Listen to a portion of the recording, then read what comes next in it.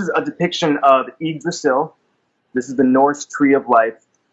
What's curious about this depiction is that there are roots at the bottom that we can assume are peering into other dimensions and being that sort of duct tape. But where's the tree? Well, it was somehow cut down because this is a mountain. Mercator called it the Rupes Nigra, was a 33-mile-wide black magnetic stone. So what's also curious about this drawing is that there's an ice wall around it. Now, first when I looked at this, I thought, oh, well, this is the Antarctic ice wall. But now it makes more sense that it's actually 17 miles wide of an icy mountain range, which goes all around Eden. So what are your thoughts, Santos? Yeah, I saw the vid and I thought it was really good. It's certainly good evidence, the ancient maps that that show those 4 islands, and how it was then consequently removed at a certain period. I think that was about 300 years ago. Is that right? Right. In the late 1600s, what they tell us is the late 1600s, basically removed. And we've shown that of the time they did a sort of horrible Photoshop where they took parts of Canada, Russia, and Greenland and just removed them. And what we were talking about in our last call, Santos, is you were providing lots of information how that time period, the late 1600s, is really when the globe dissection started to ramp up. Yeah, because what they've done is they've put the science of materialism before the science of transcendence or supernatural or metaphysical or what you would say spiritual science.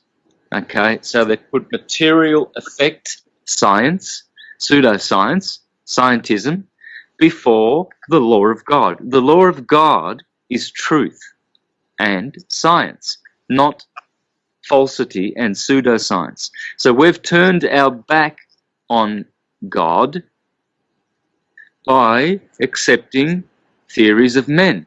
Look at all of them. The first theory that destroyed mankind, and where we can point to after the Renaissance where mankind went downhill, was the Copernican theory.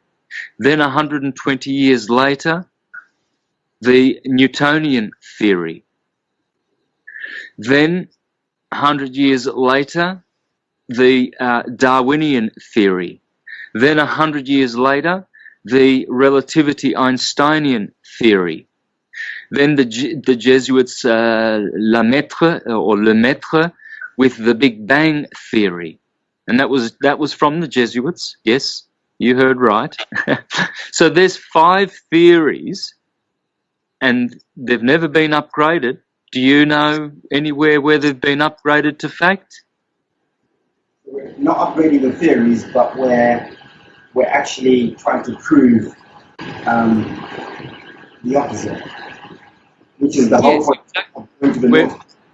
Yeah, we're revisiting them, if anything. Yeah. And so, and we're exposing them as false. They're all false. It's pseudoscience, and it's the science of demonology, okay? Demons are service to self entities that care not about God's truth and nature and how it works. Okay, so the electrical world of effects is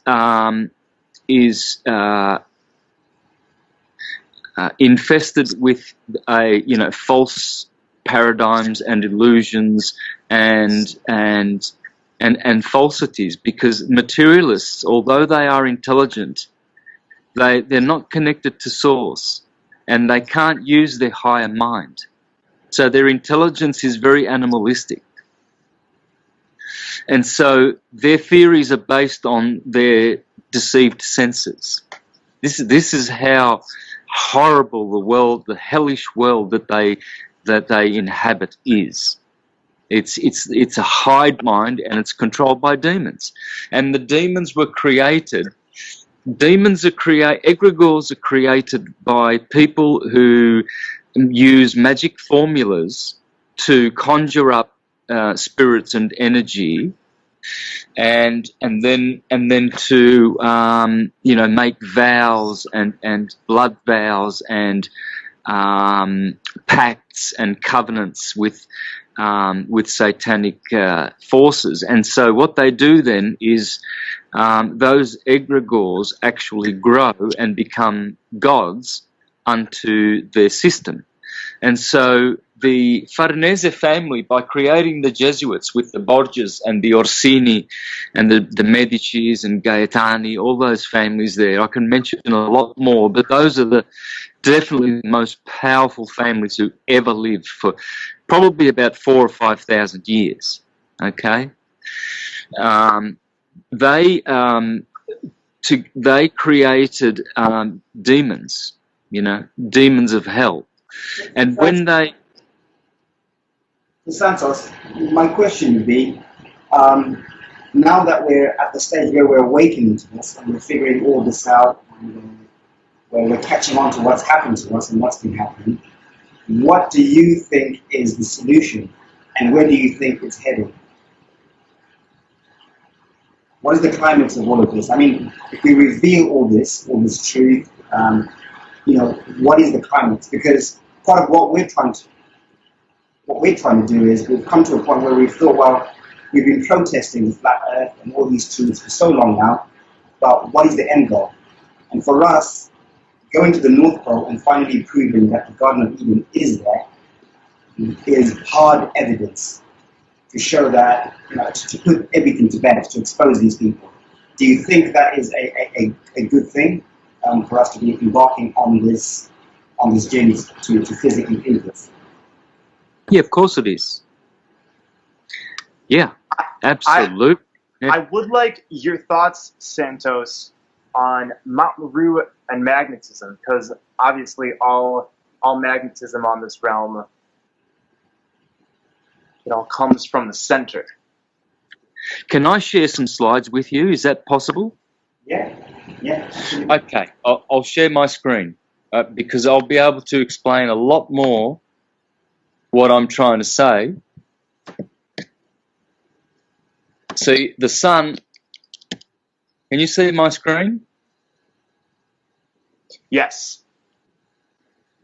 Okay, so you see the spinal cord in the center of the body. It's called Meru Danda. Danda is D-A-N is Dan, Adam. This is another way of saying man, but Meru Danda is the spinal column. Okay, in the middle of it is the nerve, the spinal cord, which is 18 inches long in a man, 17 in a woman.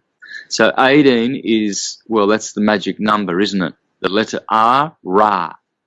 Okay, Meru Danda. So, and 18, okay, 18 inches is half of a yard, so 36 inches, and 360 is, well, if you're looking for the measuring stick that's in the temple of the soul of man, Solomon, it's that spinal cord, okay? And so Meru Danda, Mount Meru, that's where the magnetism is generated through that spinal cord, and so see this intertwining energy here? These are all realms that exist inside of this Adam or Atum, this man who has an anatomy. So he's made of atomies, okay? And so he is Adamic because he is atomic. And in the heart, the green chakra with 12 petals, this is where you guys are talking about. This is the core this is Meru, Mount Meru here on Earth. Now, Earth is an anagram for heart. Okay, so when you look at the heart word, see, if you look at the spinal cord, how spinal column, how it works, and it's called Merudanda, you will understand that that spiraling energy going down from the red chakras at the bottom all the way up to the violets at the top. That's how the heavens are in our solar system. So in every ancient theology, once when all theologies were syncretic and syncretism was universal, this was the same as in Christian theology. The Gnostic Christians of Alexandria in the 2nd century, there was one called Origen, and he said man is also a solar system with a moon and a sun and 5 planets and 12 zodiac signs. Okay, so it's not alien to Christianity. Now, Christianity goes back way, way past the supposed historical Jesus. Okay, way past. It is ancient. I've exposed Christianity in ancient Egypt. Christianity is a theological science, and it's this science here about this, how the universe is. Man is the measure of the universe. This is how the universe is. And inside the body, you can see all these planes. They haven't exactly materialized as our solar system has, because it's more advanced. But there are planes in the body of man. Okay? And depending on which chakras are activated, man will be either more animalistic or more spiritual, depending on which chakras he's working through. And you see, because you can be living in the hellish planes down here. Here is survival, the ego, the lower ego. Here is the mental mind, the material mind, the animalistic mind. And here people create in the material world, and they have wars are produced down here. Whereas up here in the heart chakra, in the earth chakra, this is where the Garden of Eden is. Eden is Adam. Okay, the Garden of Adam is in his heart, the earth heart. So you are going to Mount Meru, the spinal column, the axis mundi of the cosmocrator in which you live. You are living inside of yourself, a stepped up God of you. So you are a stepped down God of the God you live inside of.